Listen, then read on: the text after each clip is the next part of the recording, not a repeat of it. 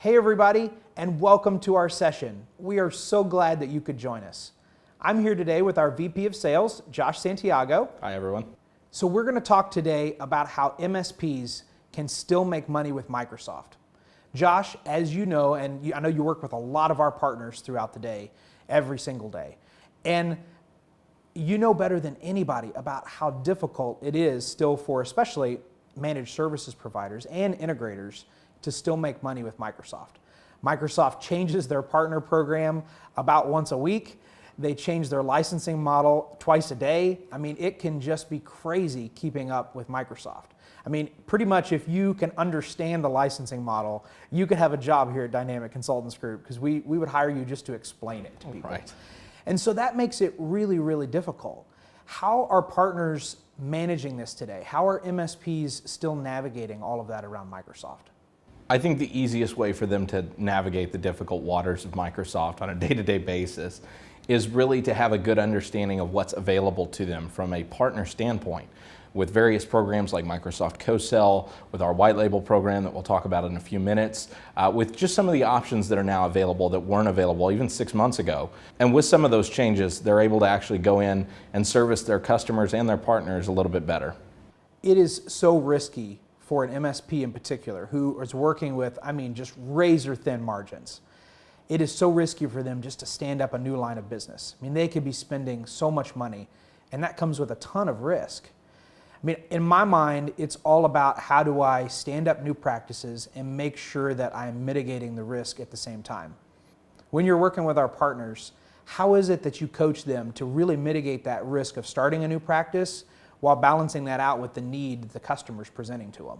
The easiest way to mitigate risk for a lot of partners is by branching out their current lines of business into the new cloud business applications. This allows them to work with newer products that give them more flexibility with migrating some of their legacy customers off of on-premise systems into the cloud.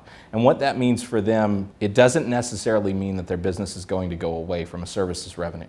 There's still quite a bit of services that need to be done for existing customers, from quarterly health assessments to ongoing Premier support, and even further with just regular maintenance that customers need. This quite literally allows MSPs to expand existing business offerings that they've been doing for years into cloud business applications with just a little bit of rebranding. SharePoint has been one of those projects for years that have kind of followed that same pattern. It's one of those, you've got infrastructure, but you also have a lot of business applications there. Customers could have built millions of different apps inside of SharePoint, and sometimes they do. And I think that SharePoint in the past has always been one of those that MSPs steered away from. They didn't know how to bridge that gap between supporting the infrastructure and still being able to help the business apps part of things. And Microsoft has just exploded that, right? With Power Apps and Power Platform. It's not just SharePoint anymore. It's a whole business framework that revolves around building custom things for customers. So as an MSP, you almost can't anymore just be focused on the Azure infrastructure and helping them support their existing environment, or even being that SharePoint administrator. You've really got to embrace applications as a whole. And that's a difficult thing for a lot of MSPs to make that transition to. Exactly, and Teams is a perfect example of that. With the growth that it's had over the last 6 to 8 months, and with SharePoint being the backbone and the infrastructure behind Teams, as well as the direct integration with custom business applications inside of Dynamics 365 through Power Apps, it's limitless. Teams is an awesome example because it could leverage SharePoint, it could leverage Office 365, it could leverage Power Apps, all of that inside of kind of one framework. So as partners, as you begin to think about rolling out Teams, it's not just making sure that the service doesn't go down and logging a support request when it does. It's about actually changing the way that businesses are operating by going with Microsoft Teams. It's so much bigger of what MSPs have to really begin to think about. Absolutely. And when you start adding Power Apps on top of that, one of the great things about Power Apps is it gives the extensibility of development over to the citizen, right? That's what Microsoft's big push has been in the last year. And so as an MSP, one of the great ways to think about that is you've got the opportunity to start leveraging Power Apps development because the customer undoubtedly will get in there and mess things up. As we all know, citizen development tools are great for what they are. but they only get you so far. They get you maybe 70% of the way. And most of the time, the customer will get to a point where they can't move forward anymore. So I know for a lot of those that are here today, Power Platform and some of the whole platform as a service is kind of a new concept. So help them understand a little bit. What is platform as a service? How is that different than something like a Salesforce or even the old CRM that Microsoft used to provide is more of a software as a service? What is platform as a service? So platform as a service, the great way to think about that is all of your business applications are unified under one data source, meaning that when you need to reach out and touch things like sales data, marketing information, all the way through your ERP system and even beyond that, you're able to go to one single source of truth. I like to think about platform as a service as an access database in the cloud. And that oversimplifies it. Microsoft would probably throw me out of the room if they were here because it's so much more than that. But think about all of the access databases that you used to have the engineers keeping on a desktop computer underneath their desk somewhere that only they had a login to, right? It's those kind of disruptors that now can take that platform and embrace it because they understand what the business needs. So they can create little things in that platform that truly do change the way that the business works. So that truly is how that a business can not just change the way that they operate, but change the way everybody in the company works. Absolutely. And when you start looking at Common Data Service, which is Microsoft's initiative for unification of data, a lot of organizations today are starting to look at data differently. And a lot of them are starting to think about the extensibility that they have for artificial intelligence and machine learning. Well, it's extremely difficult to do that with disparate systems, like with Salesforce. Tying all those various databases together in a data warehouse can be expensive and time-consuming. Microsoft Dynamics 365 is the solution to that because it allows them to have one central source of truth without having to stand up an additional data warehouse. MSPs for years have been making money on services, right? That is the whole managed solution provider concept is you're doing services for customers on a kind of a you're doing services for a customer on a reactive or proactive basis.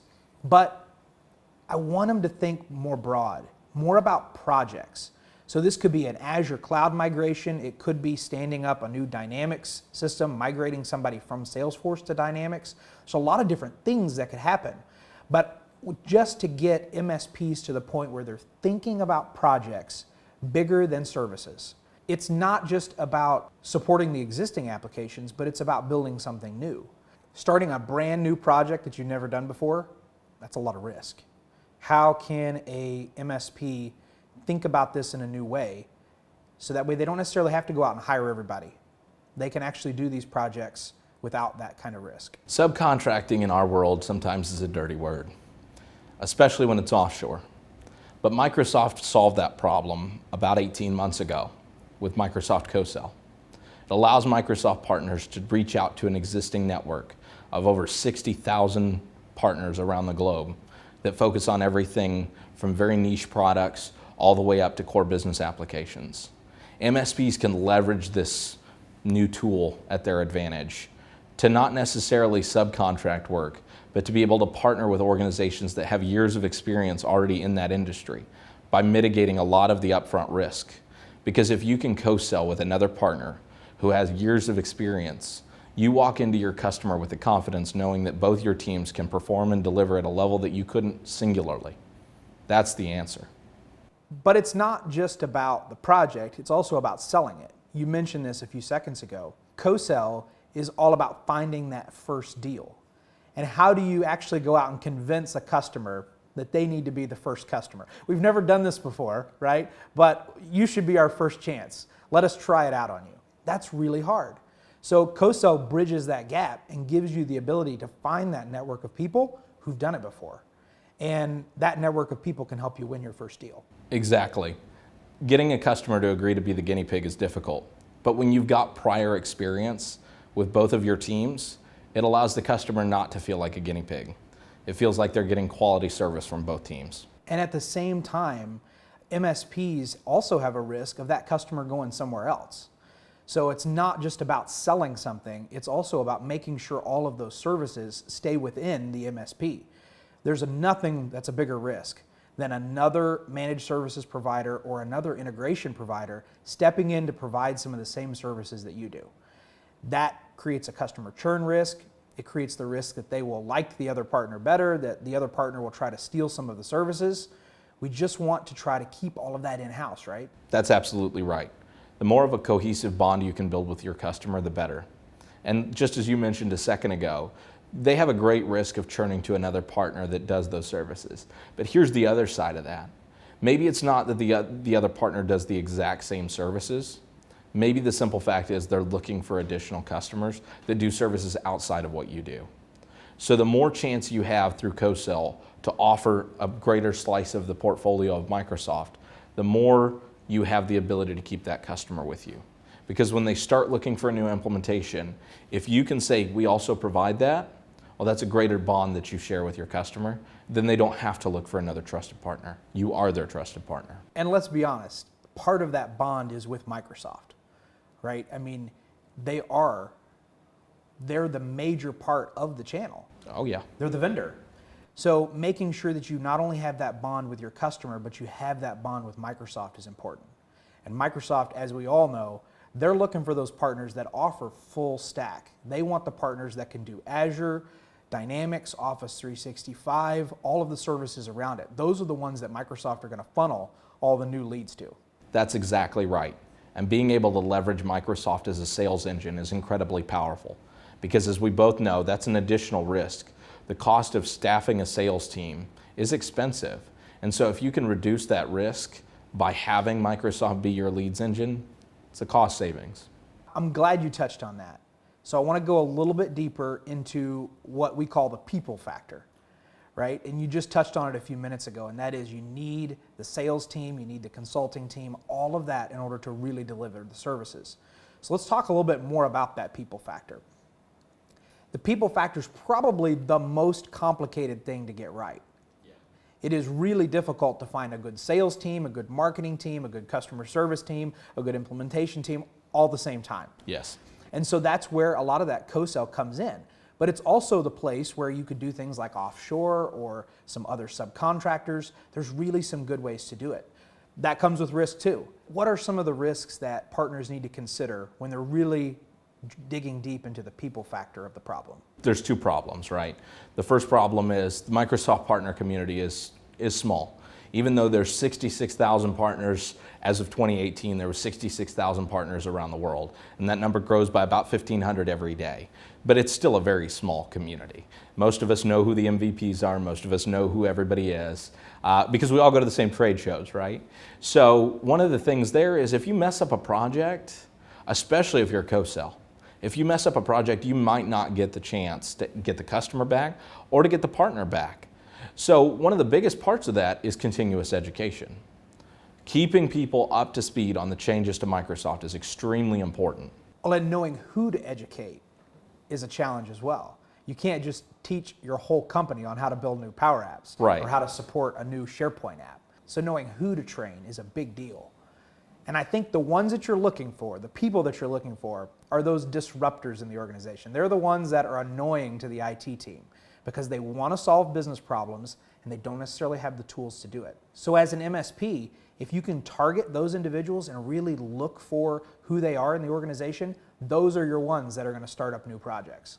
That's all well and good, but a big part of that too is having a proven process. Microsoft they're always changing stuff. So the cost of training can be really expensive. What can a partner really expect? So partners can really expect roughly about $10,000 to $15,000 per year per person. That can really add up quickly. Really takes a lot of margin out of that first deal, doesn't it? It really does.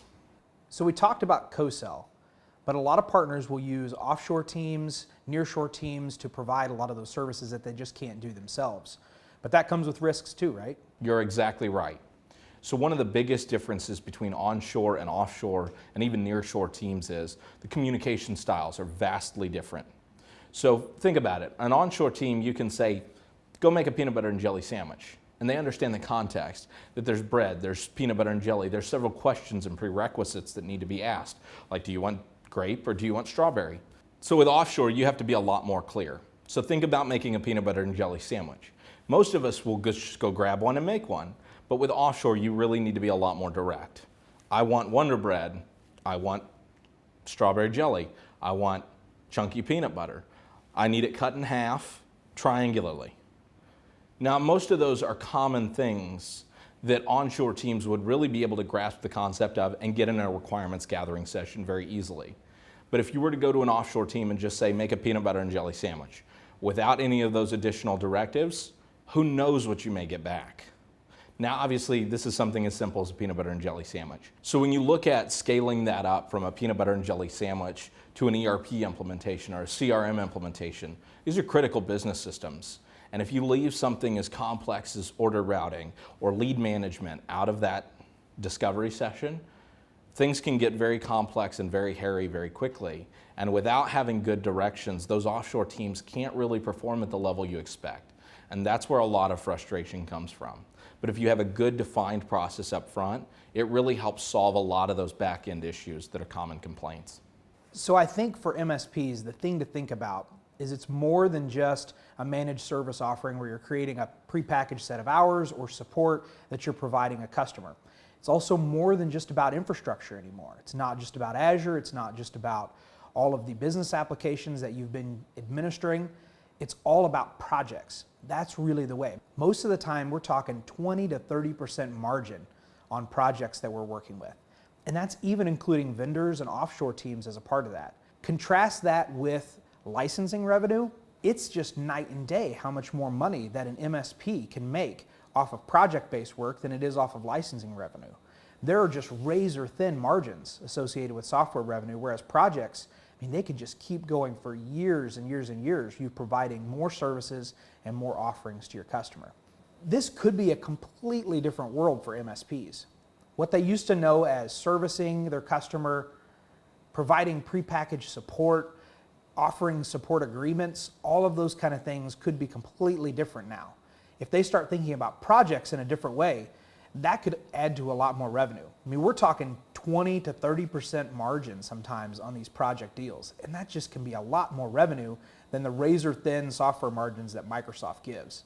So that truly is the way, in my mind, for MSPs to make a lot more money with the Microsoft stack. So instead of using something like an offshore team or a third-party vendor, I think that co-sell model really offers a lot of the benefits without a lot of the risks. And that's obviously what Dynamic Consultants Group is really good at. We work with our partners all the time to do that co-sell model. So Josh, if you don't mind, give us the shameless plug on Dynamic Consultants Group and really how we could help an MSP take that step into projects that maybe they've never done before. You're right. That's exactly what Microsoft Co-sell does. And that's what we here at Dynamic Consultants Group have done for the last 7 years. White label consulting is the alternative to Microsoft Co-sell. It allows you to deeper embed that partnership that you wouldn't be able to do before. By creating that seamless team dynamic through white label consulting, we actually embed our own people onto your projects. They have your names and your email addresses. The branding is seamless. The customer never knows there is a difference between ABC company and ours because we're so deeply embedded. So with some of those partners, they're well beyond 20 and 30% lift. They're at 50 and 60% lift on their margins because they're able to control and set the margin they make off their services just as they would if it's their own. As opposed to co-sell and other programs where margins are set by Microsoft or the partner, you set your own margins. So the earning power is limitless. So it could be one project that they need help with. It could be a whole set of customers. It could also be a brand new practice that they want to stand up. All of those things are possible, and I assume Dynamic Consultants Group can help with that as well. Yes, that's at the heart of what we do. We offer our partners 3 different models that help tailor what they're looking for exactly to what they need. With placement partners, we work with them directly to be able to put staff on projects that they quickly can engage on without the need for worrying about finding subcontractors, going through recruitment agencies, dealing with all of that red tape. They can call us up and in 20 minutes we can be on the phone with their customer handling it. With our collaboration model, that's where we start to be more deeply ingrained with your team. Collaboration partners work with us directly. They manage the building, they handle the revenue side of things, they deal with the lift. All of that is set by the partner at that point. The only difference there is the customer may or may not know who we are. It's for partners who really just kind of want to use us as an additional line of business. And then the third and deepest level of integration with our team is white label partners. And that's where we're fully integrated with their team. This is more for partners who are looking to stand up an entire practice and start a new line of business, where we're deeply integrated with helping them from pre-sales to software support to consulting and actual implementation all the way through. This allows us to embed so deeply in their team that the customer doesn't know the difference. So the same great customer service that they expect from their current MSP or their current ISV are the same that they're going to get all the way through the process. Well, and I think MSPs, the main thing to take away from this session is all about transition to project-based work. You're doing a lot of proactive and reactive services today. You have a lot of great customer relationships, but those projects are going to allow you to make more money and deepen your relationship with your customers. And that's going to be very important for how you make that transition and still make money with Microsoft. Thank you so much, Josh. I'll let you get back to supporting our amazing partners. And thank you so much, everyone, for joining our session today. We really appreciate your time.